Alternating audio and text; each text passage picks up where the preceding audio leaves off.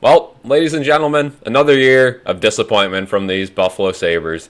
What can I say? It seems like every year this team goes out, gets a couple players in the offseason, nothing seems to work. But today we are going to be talking about some potential trades the Sabres can make. Now, this video is going to be focused on who I think the Sabres should trade, not exactly who I think the Sabres should bring in. I'll make another video as we get closer to the deadline, but this one's kind of just an overview, player by player, of some people who I think they should deal off. So first things first, let's talk about Erik Johnson, right? I mean, we bring in Erik Johnson on a one-year deal in the offseason. And I gotta say, I didn't really like it. He's an older defenseman, but I thought maybe he could split some time with some of our younger defensemen, be that, that mentor type player for them. Let's just say none of that has worked. Erik Johnson looks pathetic out there. I mean, I just hate to see it too because, again, he was good at one point in his career. I mean, he's a number one overall pick, for goodness sake. But with that being said, he just has not been good this year, and it sucks that the Sabres just refuse to bench him, refuse to let, Ryan Johnson have his time.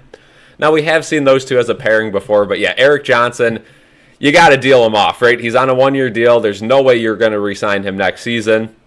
And I respect Erik Johnson. He was one of those guys who wanted to be here. His team reached out to the Sabres and kind of made that happen in the offseason.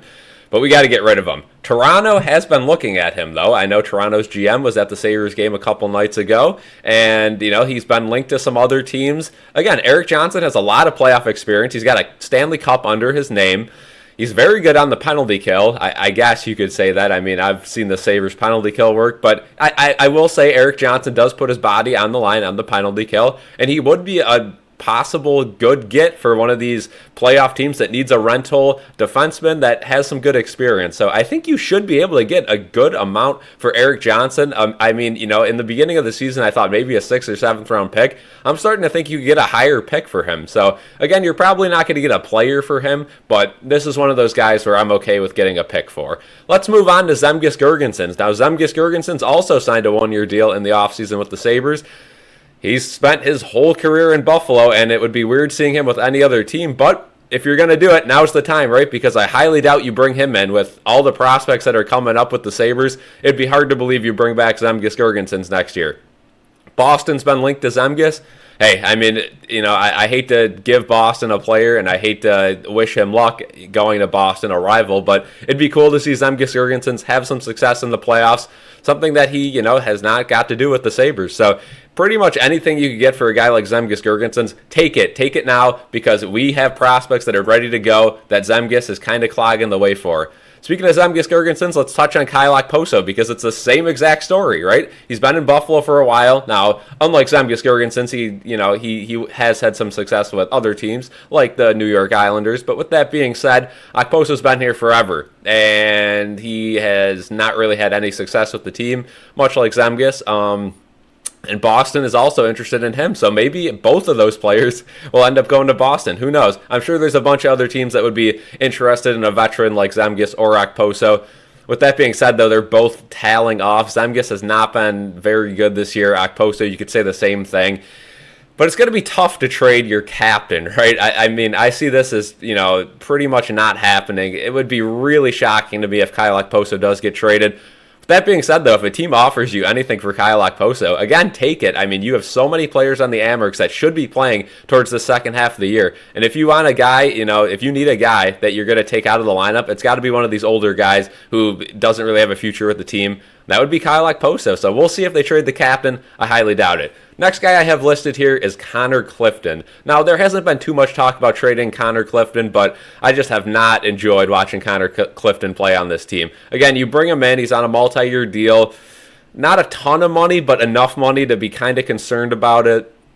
And again, if you could get anything for Conor Clifton to get out of that contract, I'd be okay with that. Again, he just has not been what we wanted him to be in Buffalo. Sure, he was great in Boston, playing 10 minutes a night, 12 minutes a night, looking like a stud out there in the minutes he played, but that was because their team was so stacked when he was out there, it didn't really matter. And sure, he could lay the body. He's kind of has that offensive mind. I mean, we've seen him fly around the corner sometimes, down the wing, and put a weak little slap shot on net, whatever.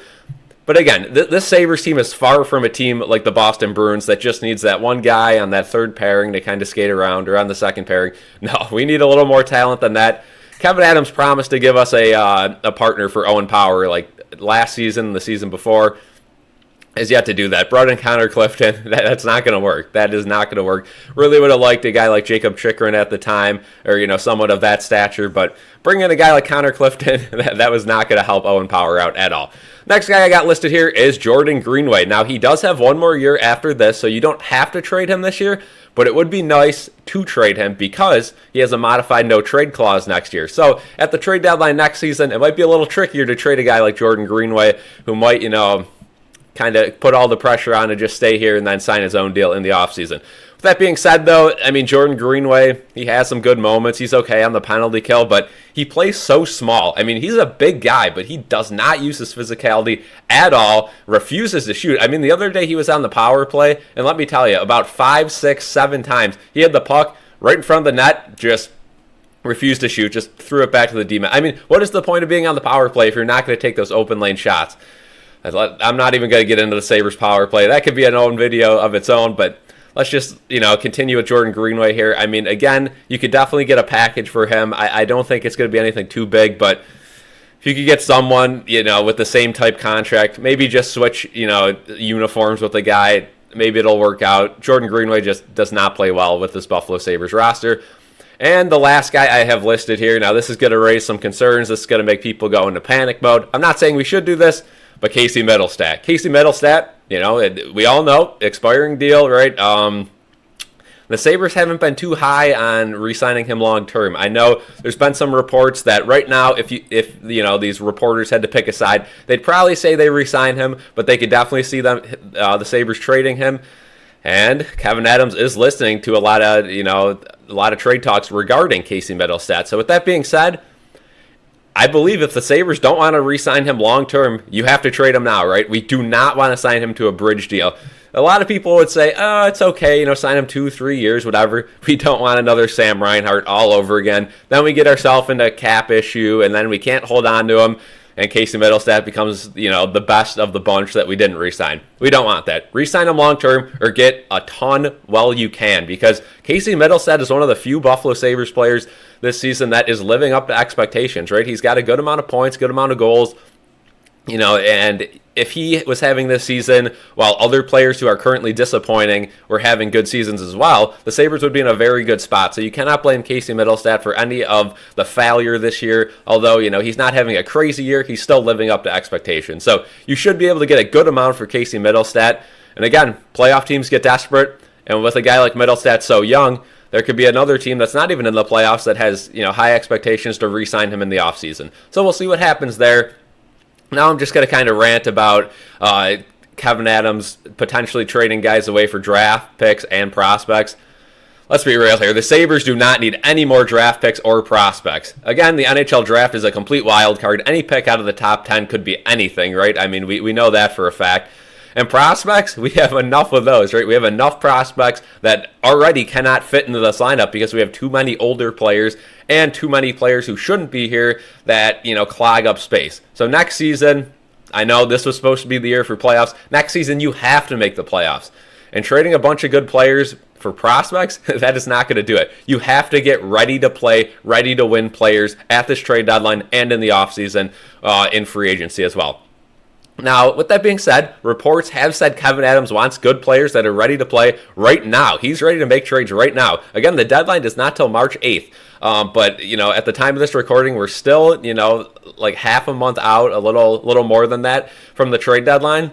We'll see what Kevin Adams does, but again, I do not have high expectations. I think Kevin Adams has been a great GM up until this previous offseason, and then he kind of, laid an egg. It just has been a horrible year for the Sabres. Again, we'll see what they do coaching, too. I think coaching plays a big role into it. I know there's a lot of players out there that played under Granato in the Team USA developmental system, and those are the guys they're going to target if Granato is still the coach. But again, the way they're playing right now and the way Granato sounds in these press conferences, Seems like he's on the way out, but we'll see what happens there. Thank you guys for watching. Comment in the comment section who you think we should trade and who you think we should trade for. Again, that video will probably be on its way of guys, that the Sabres should probably look at, but this was just highlighting guys that I think they might load off onto other teams. Thank you guys for watching, and have a good day.